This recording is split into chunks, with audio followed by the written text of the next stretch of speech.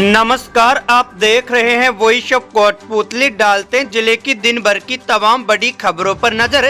Bulletin की शुरुआत करते हैं जिले को मिली बड़ी सौगात के साथ। जी हां, राज्य सरकार ने जयपुर और अलवर जिलों का पुनर्गठन कर नया जिला कोटपूतली बहरोड बनाया था, जिसका मुख्यालय कोटपूतली बहरोड को बनाया गया था।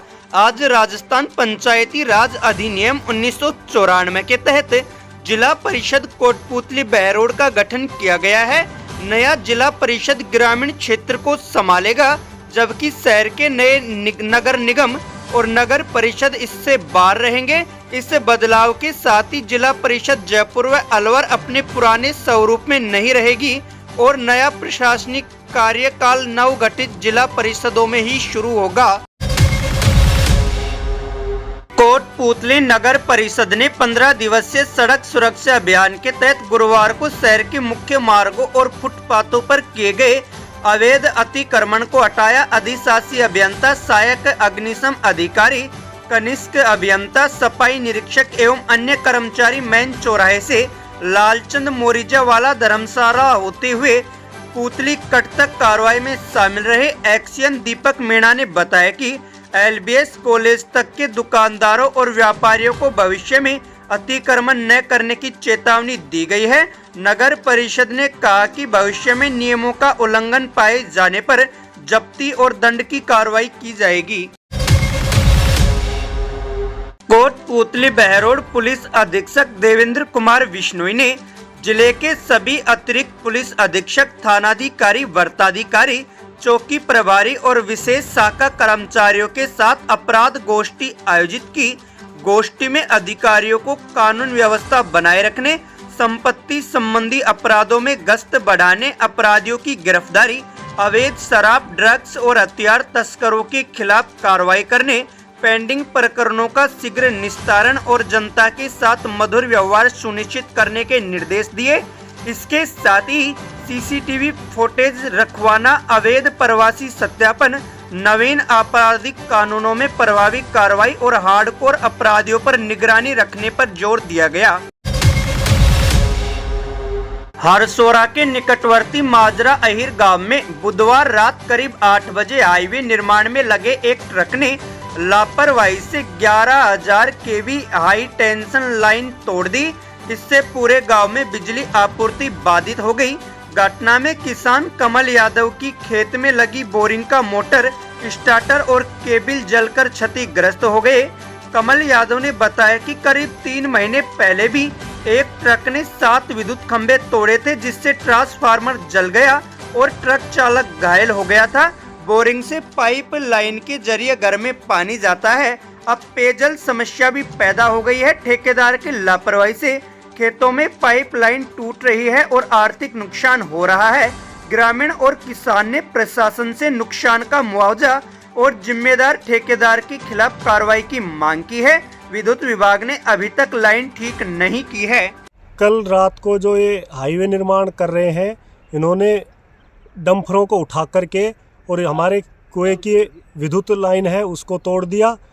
इसके कारण 11,000 का सीधी लाइन निकलने से हमारा ये जो आपके सामने स्टार्टर है, ये मोटर है, लीड है, कटआउट है, मास्टर है, इलेक्ट्रिक घड़ियां हैं, ये सब हमारी जड़ करके ख़राब हो चुकी हैं। ट्रांसफार्मर विद्युत जड़ करके ख़त्म हो गया है और कल शाम 7:40 से ये फॉल्ट हुआ है। अब तक इसका कोई धनी धोरी नहीं है, कोई संभाल नहीं ले रहे हैं साहब। इससे पहले हमारा 2-3 महीने पहले भी यही हादसा कर दिया था इन्होंने, जिसमें 6-7 विद्युत के पोल तोड़े। उसके अलावा हमारी फसल उस समय गाजर और प्याज और बाजरा हमारा पानी के अभाव में नष्ट हो गया। उसका आज तक हमें कोई भरपाई और मुआवजा नहीं हुआ है, जो आश्वासन दिया गया था हमें। अब भी हमारी यहाँ सरसों की फसल जहाँ आप देख रहे हैं खड़े हैं, ये सूखने की लग रही है। हमारे गेहूँ पानी के लिए है तैयार, और अब हम क्या करें। हमारे साथ बड़ी मुश्किल समस्या आई हुई है, क्योंकि वो फसल भी हमारी बर्बाद होगी और अब ये भी फसल बर्बाद होगी और हमारा पूरा परिवार खेती बाड़ी के ऊपर ही निर्भर रहता है। ये हाईवा कहाँ से क्या आ रहे हैं, क्या करते हैं? ये हाईवा साहब इधर से साइड से मिट्टी लेकर के आ रहे हैं और मिट्टी लेकर के जब ये खाली जाते हैं तो डाउन नहीं करते हैं, और डाउन नहीं करने के कारण उनकी हाइट ज़्यादा हो जाती है, जो हाई टेंशन लाइन को छू जाती है, और इससे कभी भी हादसा होने की संभावना बनी रहती है। ये आम रास्ता है, इधर से बच्चे, युवा और सब गुजरते रहते हैं। रात को भी कुछ देर पहले कुछ लोग यहाँ से गुजरे थे, उसके बाद भी आए थे, जो बहुत बड़ा हादसा होते होते, जनहानि होते होते टला है जी। बानसूर विधायक देवी सिंह शेखावत व जिला प्रमुख बलवीर छिल्लर ने शुक्रवार को फतेहपुर ग्राम पंचायत में नवनिर्मित राजकीय उप स्वास्थ्य केंद्र का उद्घाटन किया व बानसूर से फतेहपुर सड़क चौड़ाईकरण कार्य का शिलान्यास किया। ग्रामीणों ने विधायक व जिला प्रमुख का गर्मजोशी के साथ स्वागत किया। विधायक शेखावत ने कहा कि बानसूर विधानसभा क्षेत्र में विकास कार्य तेज गति से प्रगति पर हैं। वर्तमान में करीब 200 करोड़ रुपए की लागत से अनेक योजनाएं क्षेत्र में संचालित है।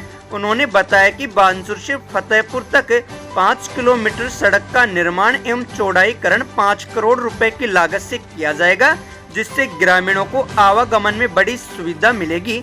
फतेहपुर उप स्वास्थ्य केंद्र के उद्घाटन पर उन्होंने कहा कि अब ग्रामीणों को प्राथमिक उपचार के लिए बाहर नहीं जाना पड़ेगा व स्वास्थ्य सुविधाओं का विस्तार ही सरकार की पहली प्राथमिकता उन्होंने बताई। ग्रामीणों ने विकास कार्यों के लिए विधायक का आभार प्रकट किया। इस दौरान डॉक्टर शशिकांत बोरा, जिला पार्षद पूरन चंदेला, पंचायत समिति सदस्य मंजू देवी, सरपंच हंसा चौधरी सहित ग्रामीण मौजूद रहे। कोटपूतली बहरोड एसपी देवेंद्र कुमार बिश्नोई ने जिले में संगठित अपराध पर लगाम कसने के लिए विशेष एंटी गैंगस्टर टास्क फोर्स का गठन किया है। इसकी कमान बानसूर के पूर्व थाना प्रभारी सुरेंद्र मलिक को सौंपी गई है, जो अपने सख्त और प्रभावी अपराध नियंत्रण के लिए जाने जाते थे। टीम में राकेश कुमार, मनिंदर सिंह, गोपेश कुमार और कपिल को भी शामिल किया गया है, जो पहले भी सक्रिय भूमिका निभा चुके हैं। यह फोर्स गैंगस्टर की गतिविधियों, नेटवर्क, हथियार सप्लाई और वांछित अपराधियों पर कड़ी निगरानी रखेगी। उम्मीद है कि यह टीम जिले में अपराध नियंत्रण को नई मजबूती देगी। अंता चुनाव मिस किया आपको, चुनाव के परिणाम भी अपेक्षा किस तरह से देखते हैं, क्योंकि जो पार्टी के नेता हैं कुछ वो भी कह रहे हैं कि पार्टी अंता चुनाव ने, भाई या तो आप चुप हो जाओ या मैं ना बोलूं। आप हमारे कार्यकर्ताओं से भी, अंता चुनाव ने सिद्ध किया है कि भारतीय जनता पार्टी इस देश में कितना निष्पक्ष चुनाव कराती है। दिल्ली में भी हमारी सरकार है, राजस्थान में भी हमारी सरकार है, और 6 महीने से ये पता था कि चुनाव होने वाला है।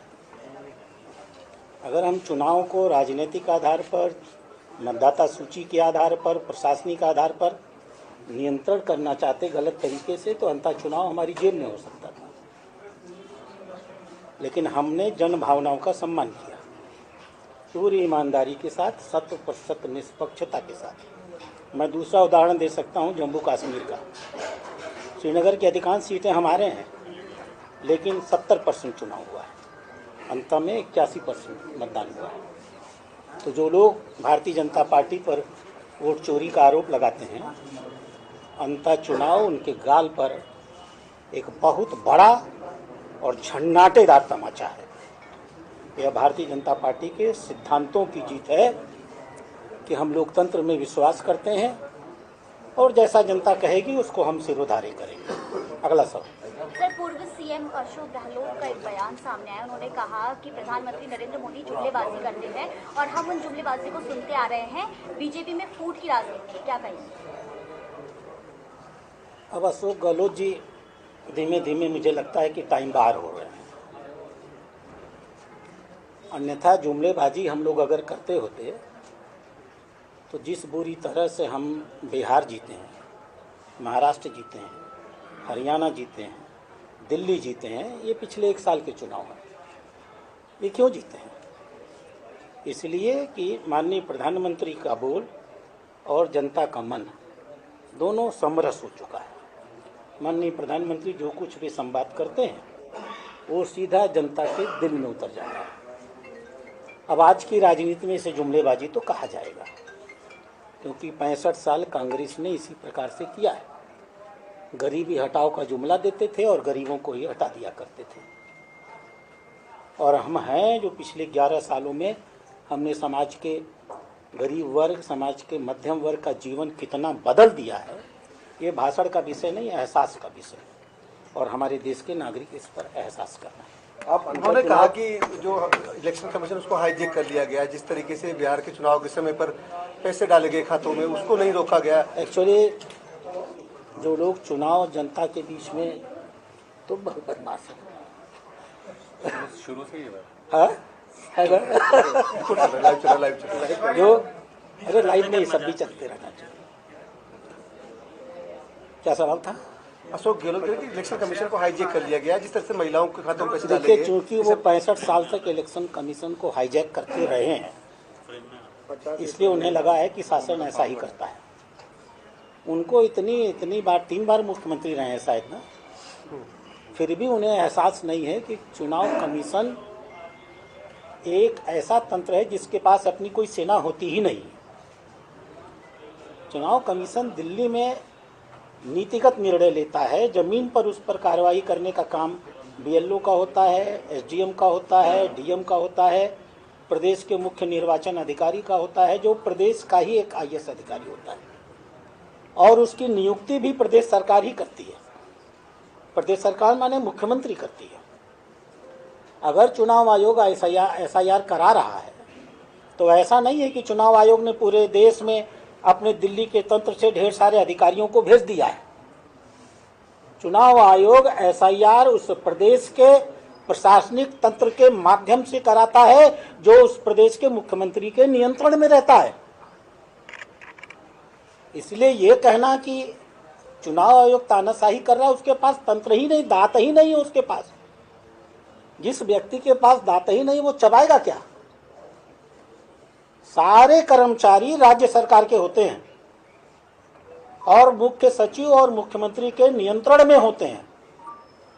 इसलिए केंद्रीय चुनाव आयोग अगर चाहे तो भी किसी भी प्रांत के चुनाव मत पट्टिका में निश्चित रूप से कोई प्रभाव डाल ही नहीं सकता है। यह असंभव है। अब जिस प्रांत में हो रहा है उसके बीएलओज, उनके डीएम्स, एसडीएम्स, अगर सरकार को लगता है कि वो उनके नहीं हैं, उनके विरोधी हैं, तो ये उनकी अपनी समस्या है। इसलिए मैं आग्रह करूंगा कि ये जो प्रक्रिया है एसआईआर की, उसको पढ़ ले। इतनी पारदर्शी प्रक्रिया है और कहीं भी केंद्रीय चुनाव आयोग के हस्तक्षेप का विषय नहीं है। मतदाता सूची कौन फाइनल करता है बूथ पर? बीएलओ। उसको मान्यता जिले के स्तर पे कौन देता है? जिला चुनाव अधिकारी। वो आपके प्रदेश का आईएएस अधिकारी होता है। अगर आप अपील करते हैं तो कहां जाते हैं? मुख्य चुनाव अधिकारी अपने प्रांत के। वो किसका अधिकारी होता है? आपके प्रांत का आईएएस अधिकारी होता है। आपकी टीम, आपका आईएएस, आपका जिला चुनाव अधिकारी, आपका मुख्य चुनाव अधिकारी आपने दिए हैं केंद्रीय चुनाव आयोग को काम करने के लिए, और आप ही आरोप लगाते हैं कि आप ही के लोग गलत काम कर रहे हैं। इसका मतलब क्या है? तो यह एक राजनीतिक स्टंट है और जनता इस स्टंट को अच्छी तरह जानती है। भले वो लोग वो भी जानते हैं, लेकिन कुछ कहना है इसलिए कहते हैं। हार का कोई तो कारण बनाना है ना, तो इसलिए वो दूसरों को जिम्मेदार ठहरा देते हैं। एक एक कर कि प्रधानमंत्री नरेंद्र मोदी कांग्रेस में जो फूट का सपना देख रहे हैं वो कभी सच नहीं होगा, जबकि फूट तो भाजपा और आरएसएस में है, इसलिए राष्ट्रीय अध्यक्ष अब तक नहीं घोषित हो पाए। अब देखिए कहाँ थी कांग्रेस और कहाँ पहुंच गई। बिना फूट के तो पहुंची नहीं। और अभी तो उनके जो 6 विधायक किसी तरह से बिहार में जीत के आ गए हैं।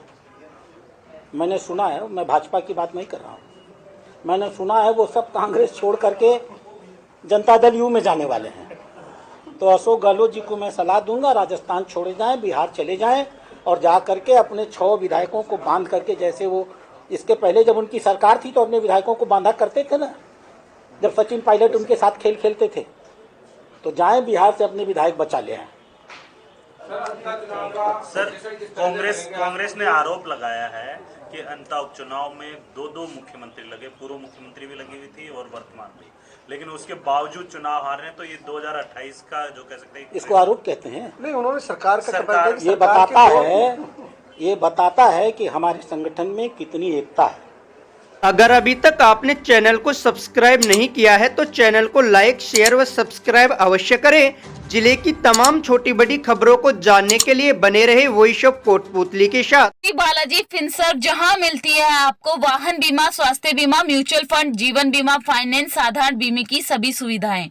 कार्यालय बानसूर महाविद्यालय के पास, बाईपास रोड बानसूर। मुख्य कार्यालय लाल कोठी कोटपुतली। अधिक जानकारी के लिए संपर्क करें 8302367656।